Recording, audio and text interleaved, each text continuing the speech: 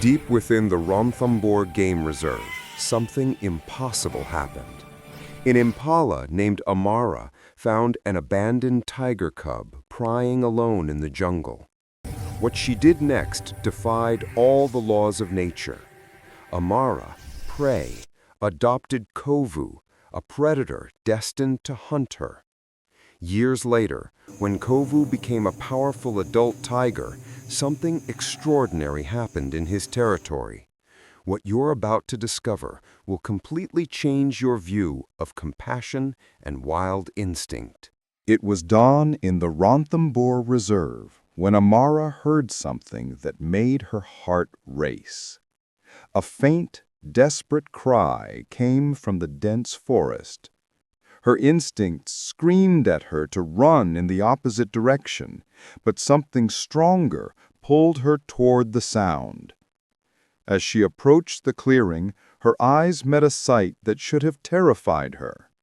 A tiger cub, no bigger than a domestic cat, trembling beside the lifeless body of its mother. The tigress had fallen into an illegal trap, and her cub was alone, vulnerable, and doomed.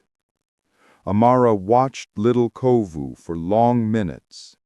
Every fiber of her being told her that this creature would one day become her natural predator. But at that moment, all she saw was an innocent life on the verge of extinction. The cub cried, calling for its mother, its eyes still closed, not understanding that it was alone in the world. The Impala took one step forward, then another, until her warm breath touched the striped fur of the little tiger.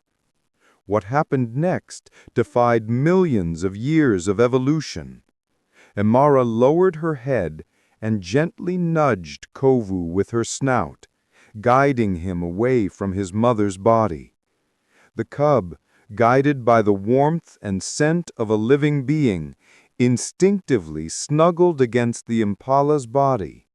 In that moment, without witnesses and without logical explanation, a bond was born that would forever change the destiny of that reserve. The first few weeks were an impossible test of survival. Amara hid Kovu in an abandoned cave, far from the prying eyes of other animals. The little tiger depended completely on her for everything: warmth, protection, and direction. But there was a critical problem that no one could have foreseen. Kovu needed meat to survive, and Amara was an herbivore. How could an impala teach a tiger to hunt without becoming its first prey? The answer came in a surprising and disturbing way. Amara began taking Kovu to observe other predators from a distance. Hidden among the rocks, they watched leopards and jackals hunt their prey. The tiger cub absorbed every movement, every strategy, every ambush technique. Amara had become nature's first impossible teacher, prey teaching a predator the art of hunting. But she did more than that. She taught him when to attack and, more importantly, when to show mercy. When Kovu turned 3 months old, something extraordinary happened during a storm. A small, injured boar became separated from its group and trapped in a mud puddle. Amara gently nudged Kovu toward the easy prey, watching from a distance. Guided by instinct and the lessons he had observed, the young tiger undertook his first hunt. At that moment, Amara realized a chilling truth. She had created a predator, but she still had control over what kind of predator he would become.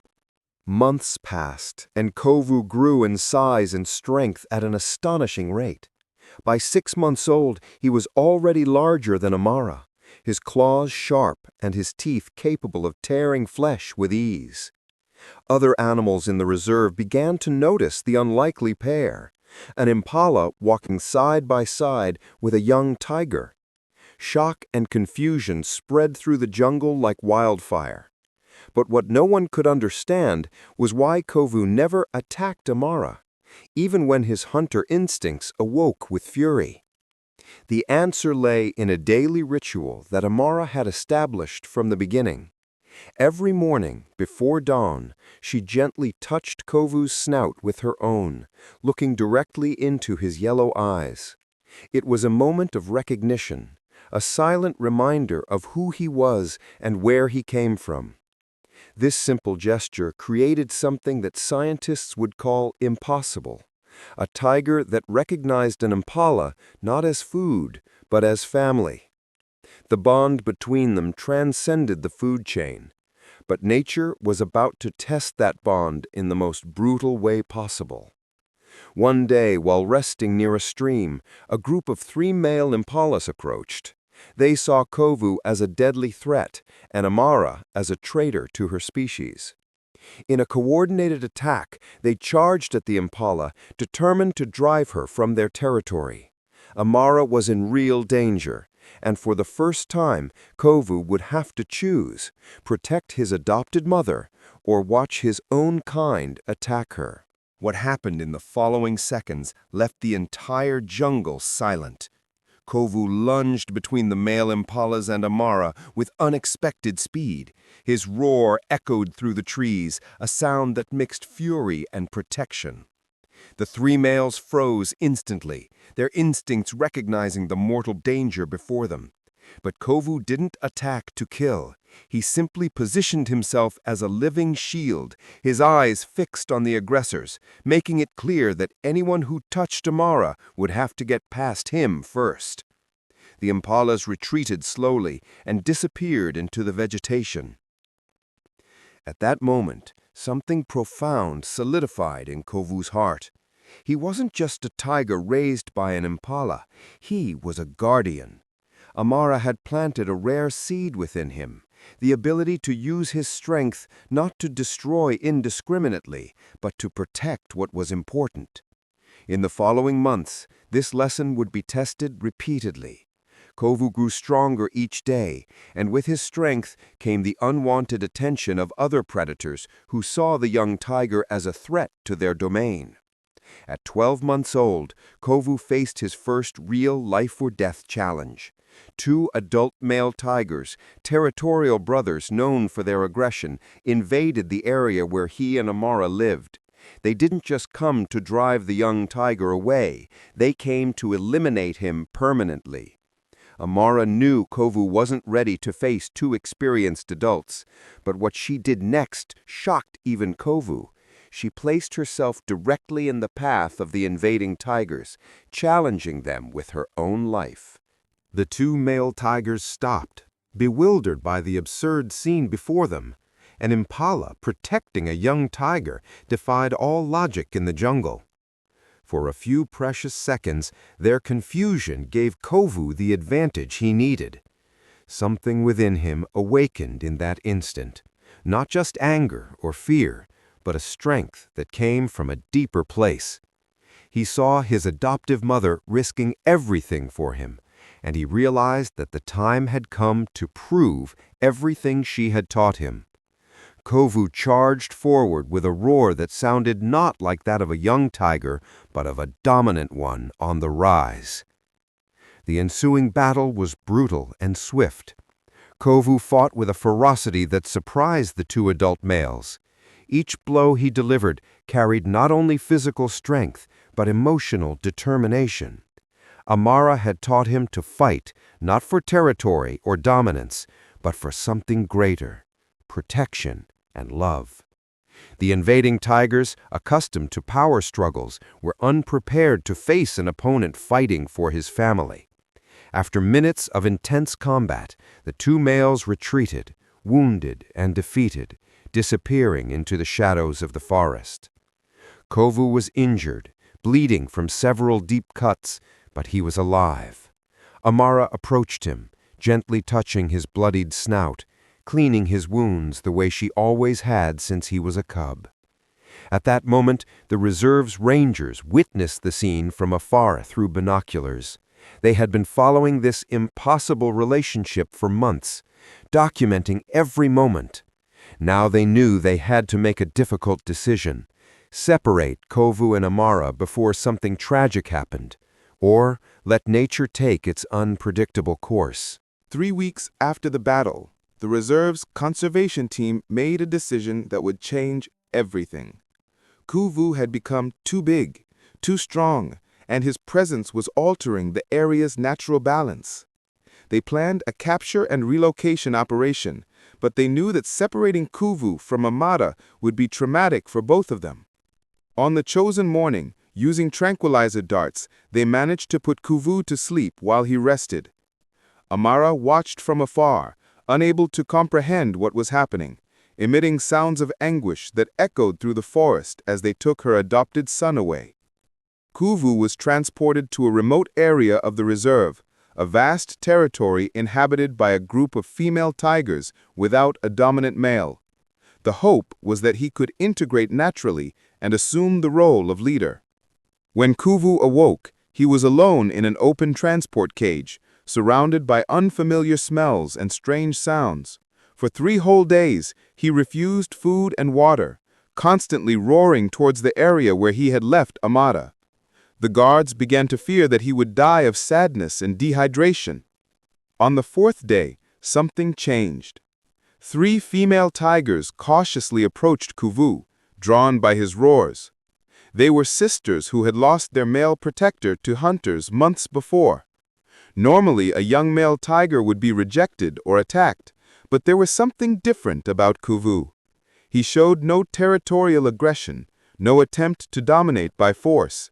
Instead, he observed the females with curiosity, maintaining a respectful distance. It was the behavior Amara had taught: strength with compassion, power with restraint. In the following weeks, Kovu was gradually accepted by the group of female tigers. They recognized in him qualities that no other male had demonstrated before: patience, protection without brutality, and a strange gentleness that defied the typical behavior of dominant tigers. Kovu hunted with deadly efficiency when necessary, but there were disconcerting moments when he simply observed vulnerable prey and let them go. The females did not fully understand this behavior, but they respected his undeniable strength. Within a few months, Kovu became the undisputed leader of that territory. But something extraordinary began to happen under Kovu's rule, something no ranger or biologist had foreseen. One day, a small herd of impalas crossed into the tiger's territory, a situation that would normally result in hunting and death. The 3 female tigers prepared to attack, their muscles tense and ready to pounce. But Kovu positioned himself in front of them and emitted a low roar, a sound that clearly meant an order: do not attack.